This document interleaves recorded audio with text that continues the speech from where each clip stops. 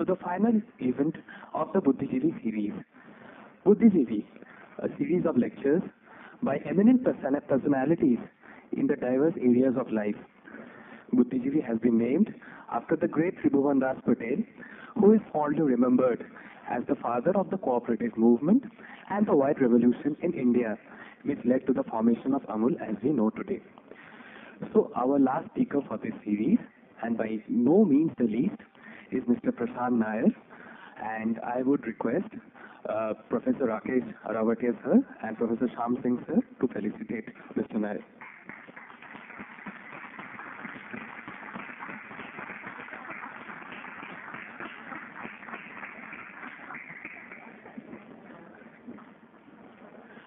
Okay, now Mr. Prashant Nair, he is an absolute youth icon.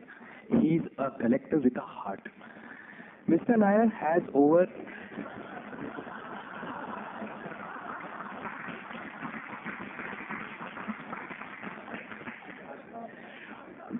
despite being a district collector, sir has over 100,000 followers on Facebook.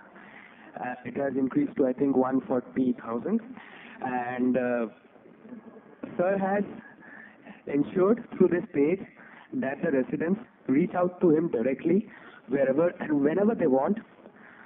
And the man behind all this, Prashant sir, has a distinguished profile, to say the very least. A lawyer by education, Prashant sir has been the managing director of BevCo, KTTC Hotels, and many more.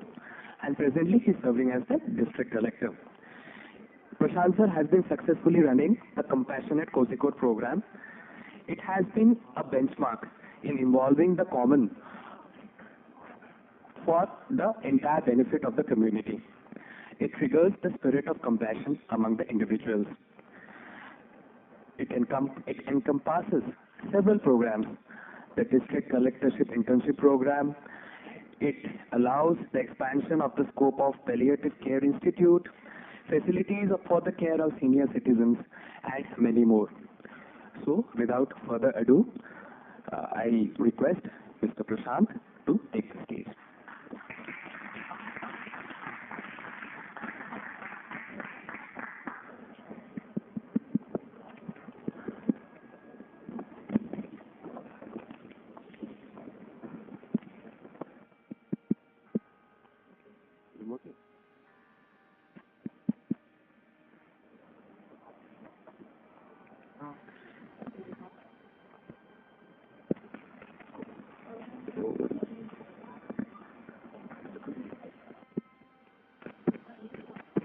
Now it's working. Yeah. Okay. Because heating. Okay. Thank you. Thank you for the extremely kind words. My heart is warm now. I've been very subtly and nicely told that there is a big event happening after this. So the message was loud and clear that I have to make it very short.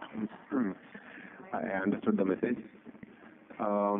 But still, let me take a few moments of yours. First of all, let me just ask you a couple of simple questions.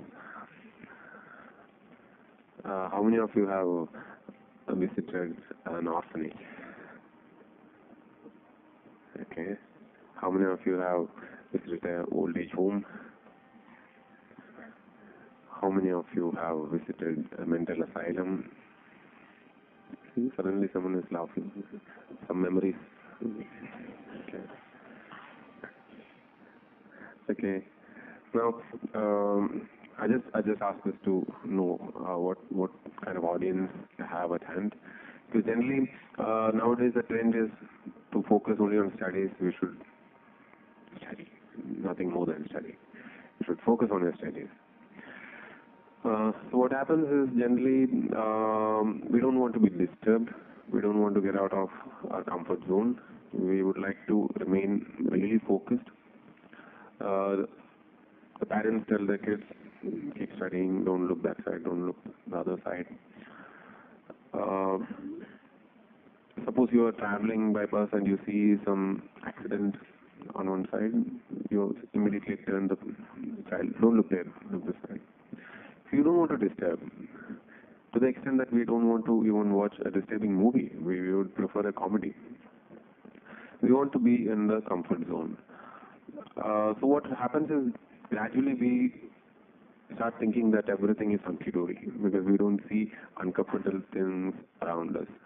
We start believing in a world which is around us. That makes us very insensitive, extremely insensitive. When I took charge as a district collector, in the first week I had opportunity to visit the mental asylum there, mental hospital, a very old hospital set up during the British era. So I was working inside with the superintendent, and then we reached a few cells that are as small as this side, where I'm standing, this corner. Okay. Inside those cells, it's like a jail. You have people standing there naked, their clothes torn, they're standing in their own excreta. And in one of the cells, I found the patient. He is actually digging into the closet, pulling out his own shit and eating it.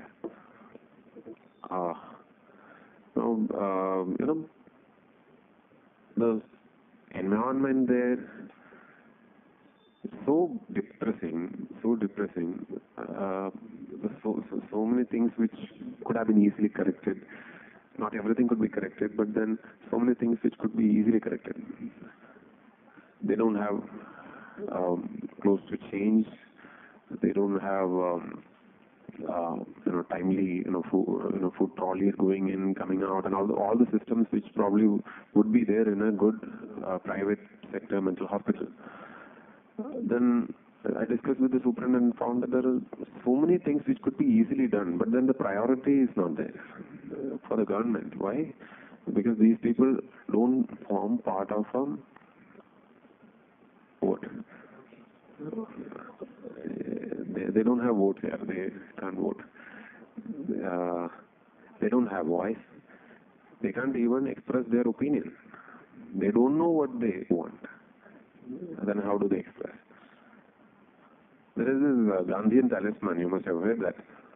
What is the Gandhian talisman? Yeah, whenever you are in doubt, when you have a confusion, you think of the weakest, most helpless person whom you have seen in your life.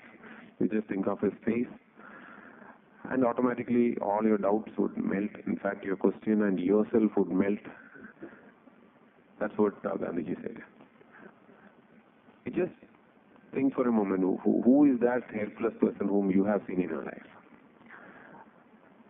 For me, that was a realizing point. That was a moment when I probably saw the weakest or the most helpless person in my life, because they didn't have the basic thing, their own mind in their hands.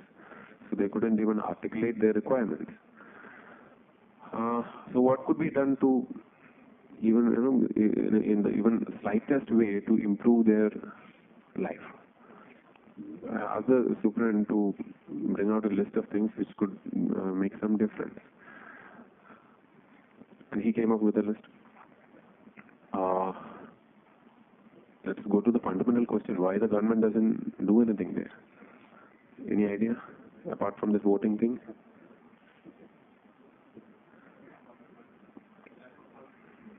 Lack of empathy, lack of funds, yeah, all put together. Negligence, yes, negligence is definitely there. Lack of will, ignorance, priority, and why priority is changing, why all these issues. It's lack of compassion. There is pure lack of compassion. If there is compassion, there is no need of any charity, or there is no need of giving. And if there is compassion, you just share your good luck. You, I, everybody in this room, everyone is damn lucky. Extremely lucky. Extremely lucky that you were born in certain circumstances. You were born to certain parents. You were born to certain families. You were in certain circumstances that you could study. Certain circumstances that your parents took interest in your studies. There are so many people who don't value education, who don't value basic human dignity. So we are all damn lucky that way. We all got this opportunity, so we are sitting here. How many of you think that it is your achievement that you have come here? To whatever level we have come. No, even if you believe, keep it to yourself, it's not because of that. It's pure damn luck.